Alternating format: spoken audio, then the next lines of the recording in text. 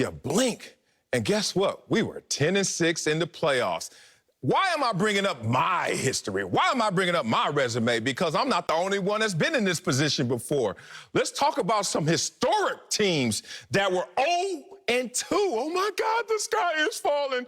And went out there and not only made the playoffs, won it all. Y'all want to talk about the 07 Giants? 0-2. 01 Patriots? 0-2. 93 Cowboys? 0-2. And win it all. So when you're playing in Dallas, we know it comes with hypercriticism. It comes with just too much on it, sauce everywhere. But these games are not played in one lump sum of 16. They're played every single week. And if you could clear your mindset, and if you can go out there and actually just approach and attack one game at a time, it's not overwhelming if you win one or if you lose one. So sky's not falling if they go 0-2. The sky is falling, and while I respect the OG, actually, you know, I probably came out right. I reject the OG. Let me quit with the pleasantries. Marcellus, there are obviously outliers. There are obviously outliers, statistical outliers in the game of football. However, I'm going to go with the odds, my brother. Okay. Bro, you gave me all those stats about your 98 Bills, I believe you're referring to, or about the Giants, some other teams you're referring to. Keep in mind, you start 0-2. It's a 12% chance you make the playoffs. You start 0-2. It's a 2% chance that you get to the Super Bowl. But bump being 0-2.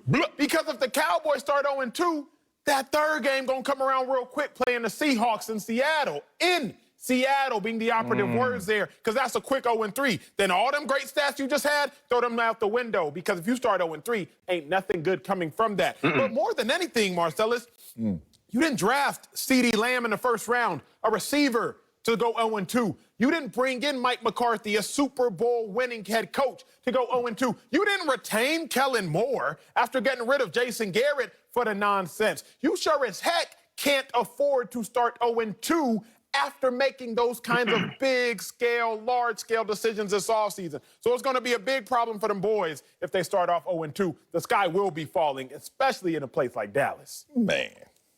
Yeah, man, I kind of agree with you, man. 0-2 is not where you want to be as a Dallas Cowboy player or fan. Since 2007, 107 teams have started off 0-2.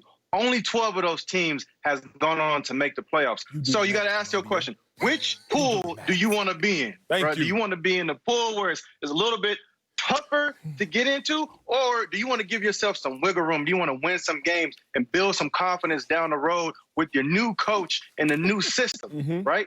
So for me, it's a very simple answer. We don't want to start 0-2. If you're a Cowboys fan, here we go again. If we start 0-2, that's what fans are going to be saying.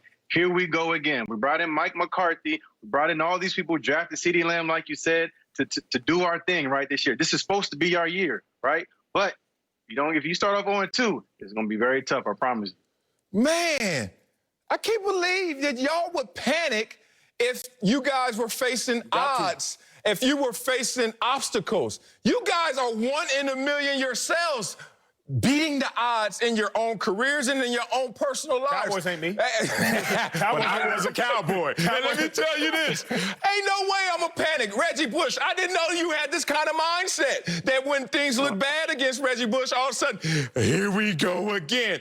I'm going to help you out, Reggie, because there's a book I read in college called Self-Talk. And it talks about the relationship you have with your best friend, which is yourself. And a lot of times people clean up their conversations in decorum when they speak to others. They're more polite to others than they are to themselves. They say the right things to others to encourage them, but beat themselves up. So in this book, Self-Talk, it was basically saying that everything that comes at you in life only comes at you one at a time.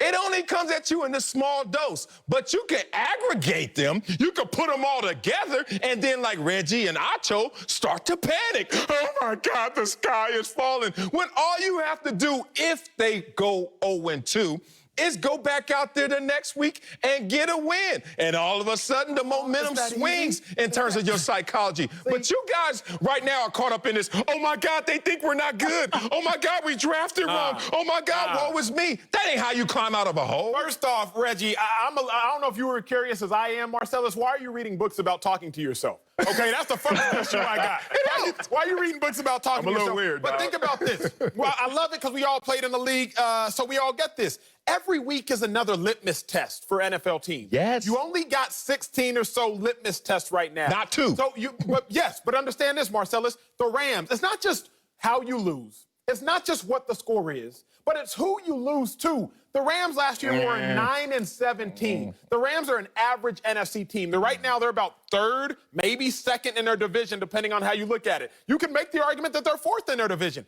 The Falcons, they are not a great team either. They were 7-9 last year. The Rams, the Falcons didn't make great additions. The Rams were 9-7.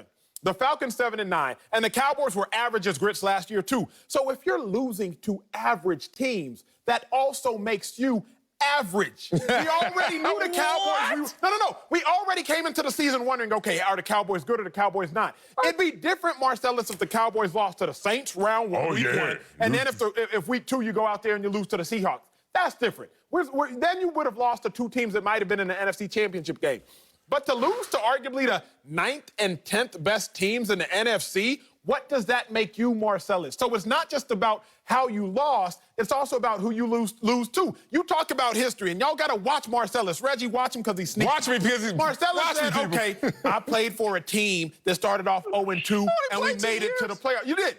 1998, Buffalo Bills, they started off 0-2. They lost to the San Diego Chargers, then they backdoored and they lost to the Dolphins. I was there. Yeah, you were there. You snuck into the playoffs, Marcellus. What do you mean sneak? You snuck into the playoffs. We worked because we ain't panicked. Who'd you lose to in the playoffs? Miami. Great. You lost to the same team that beat you early on in the season. Losses mean something. Who you lose to means something. If the Cowboys lose to the Rams and the Cowboys lose to the Falcons, 2 average teams in the NFC, which they're going to be vying for these wild card spots, it matters. It means something. Here ends a lesson. I think it also matters as well, like you said, as to who you're playing. You got to think about the quarterbacks they're playing against too, right? Talk about Matt Ryan, Jared Goff. If Dak Prescott can't start to beat these kinds of quarterbacks, then that's why people keep coming back to the same question. What kind of money should we pay Dak Prescott, right? And that's why we've had some of the turmoil, some of those offseason issues with Dak Prescott and his contract. And then I've never been on a team that started off 0-2.